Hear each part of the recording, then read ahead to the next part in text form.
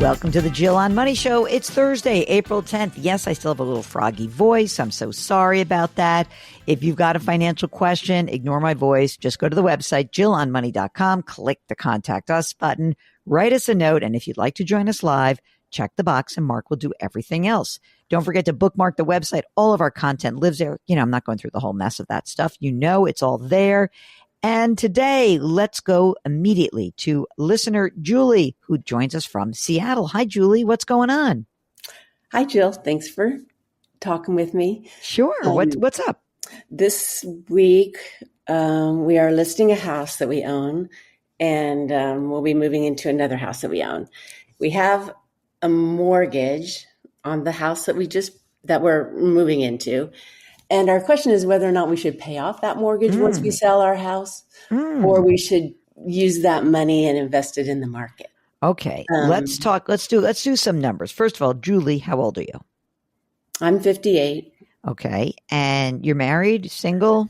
I'm married. My husband's 60 and he's retiring at the end of the week. Oh, do you work full time still? No, I don't work. Okay. I mean, not now. No. Okay. So he's retiring like in days. That's exciting. Mm-hmm. Okay. How much money did he make? Well, he had his own business. Oh, okay.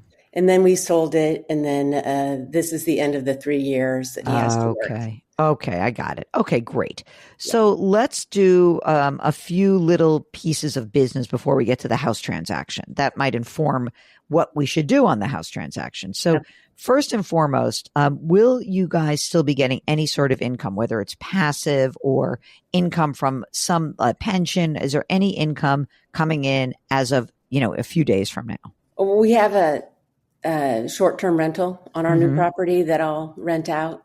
And that's it. Okay. So let's talk about the amount of money you've saved. What do we have? What's our big fat nest egg?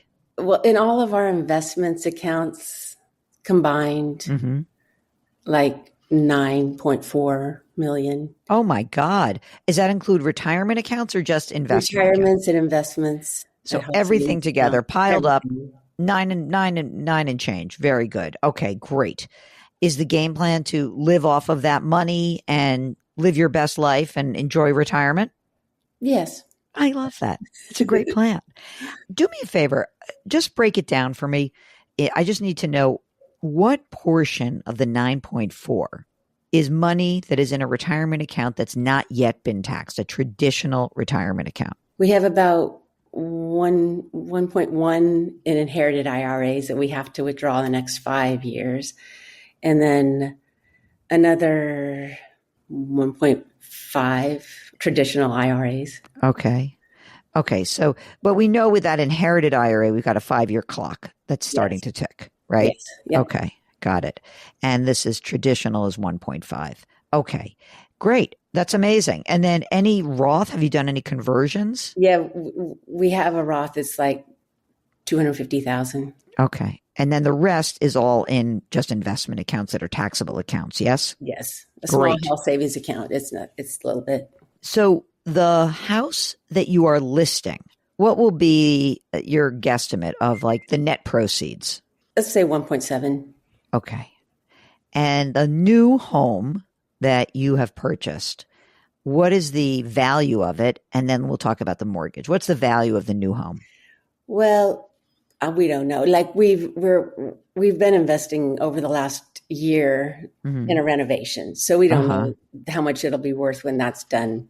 Okay, let's just say 3.2 million. Okay, I see you've done the downsizing. I'm just kidding. There's no downsizing here. Well, it's a nice. Okay, all right. It's your forever house, essentially. Okay, the mortgage. What is the mortgage amount on that $3 million house? It's 1.365. left on it. $1,365,000 is left on it, and it's at 2 7/8. What? We got that. We got it right. Well, we actually took this mortgage after we closed on it because the rate was so low, and we just invest the money, in which we have been investing that money. Julie, I'm gobsmacked right now. That's it was at incredible. The end of it was in 2021. So you really just lucked out, right? Yeah. Well, we knew the rates were great. Yeah. I mean, you knew it was great. It's just that, like, that's incredible. Okay. How much money do you, once you get this, the housing stuff settled up, including the mortgage, what do you think you spend on a monthly basis? Oh my gosh, it's so hard to tell because we've been doing so much. I know the renovation, it's like the money pit, right? It's like money Well, I comes mean, out. the mortgage on this loan is $6,000 a month. Okay. All right. So let's say 15? 15,000, sure. Sounds about right. And you guys will both be entitled to Social Security, but you're going to wait for a while, right? Yeah. You got kids? We have 3 kids. They're all in their 20s, and they're all independently doing great. Thank God. Yes. Amazing. This is such a weird question because it's like the embarrassment of riches. So congratulations. First of all, you have a pile of money. And I also presume you've got some money just in cash, savings, banking, relationships, some amount of money. We actually, those inherited IRAs, we moved those to a 5% basic cash. Okay. Because we're going to be withdrawing those in the next 5 years. Got it. Okay. Yeah. So here we go. So the good news is that your husband's income ends. What do you think he has already on the books for this year in terms of income? I don't know. We had a payout. Our final payout was. So it's probably still in a high tax bracket is what I'm guessing. Maybe if you include all of that. It's probably 500 maybe. Okay. So it's still 35% bracket. I was going to wonder whether we should like take a little bit less this year from that inherited IRA and then just more in the subsequent 4 years, just because you'll have zero income. Yeah. I think it has to be by the end of 2030 that we 2030. So let's see, 26, 27, 28, 29, 30. Yeah. So wait till next year. Yeah, maybe. Just because, I mean, you're used to paying your top bracket right now. You're used to paying at the 32% bracket, right? Mm-hmm. Okay. So you could potentially just say, for each of those years, there's 1.1. We could take 400 grand out, 1, 2, 3, 4, 5 years. And, you can live on that. You can basically use that to live on. That's your pay. Mm-hmm. Right. Well, we're hoping that we can just reinvest some of that. Yeah, but you got to live on. You still have to do your 15 grand a month. Right.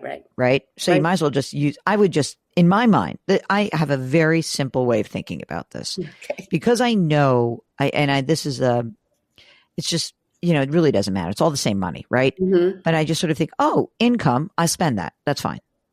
So if you had 400 grand of income, then it gets taxed and then whatever's left over, you spend your 15 grand a month. You don't have to pay off your mortgage. You're all fine. Everything's good. The net proceeds from the old house just get added to your investment accounts. Right. I wouldn't pay that off. I'm sorry. 2 7/8 is too good a deal. That if it bugs you, sure, I guess. But I don't know on what planet for the next, let's just say you guys live for 20, 30 years. On what planet you would not be doing better than 2 7/8 over that time horizon? All right. My next question is, should we invest it how? Like over time? Like how do you feel? Per week, per month? Well, let me ask you something. You got $9 million invested right now, right? Mm-hmm. Do ups and downs freak you out? Well, like when the market falls apart, do you go like, do you feel a little lucky? Not really at this point because we're still relatively young, but we're retiring. So yeah, sure. It is nice to have cash on hand to invest when it's a good time to invest.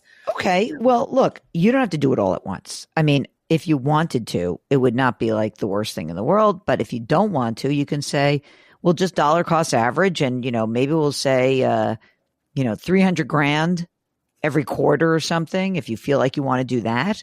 How is the money invested right now? Do you work with someone or are you guys doing it yourselves? No, we do it ourselves. The majority of, a lot of it is in index funds. Okay. Some of it is in some individual stock picks as well. I mean, look, whatever, that's your fund money account. But if you said out of the $1.7 million, and that's happening soon, right? Yeah, hopefully in a month, 6 weeks. Okay. So if you really wanted to like make yourself feel a little bit of like, I don't want to get all this money invested at once. It freaks me out a little bit.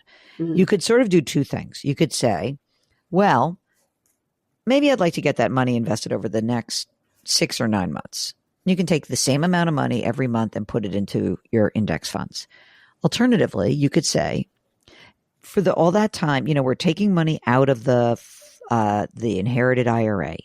And so maybe what we also would rather do is also have a little bit of safety valve in our portfolio. And maybe we'd like to take, 600-700 grand and build a CD ladder. Just have some money in really boring stuff, 1, 2, 3, 4, 5, 6 year CDs, and just do that and go to sleep at night. And then maybe you'd be like, I'll put the $1 million to work.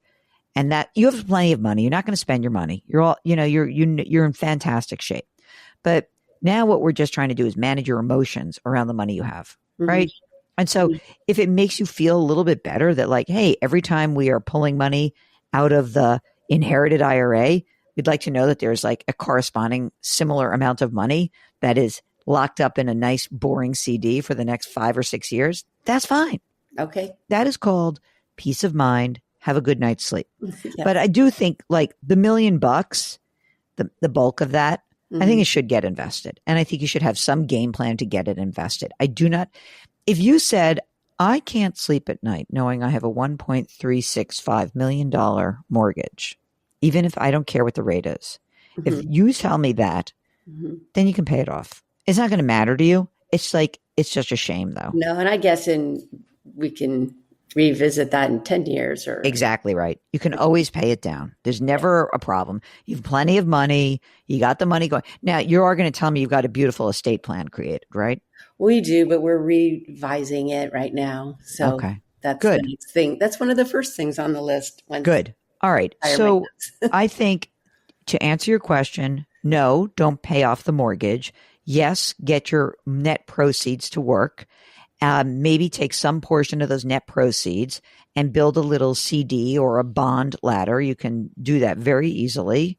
In terms of the inherited IRA, try to take the money out when you've stopped earning money. So maybe that's next year in 26 and pull out 300-400 grand a year, pay the tax that's due on it. It's fine. You're gonna have to do it anyway. Like there's no way around it.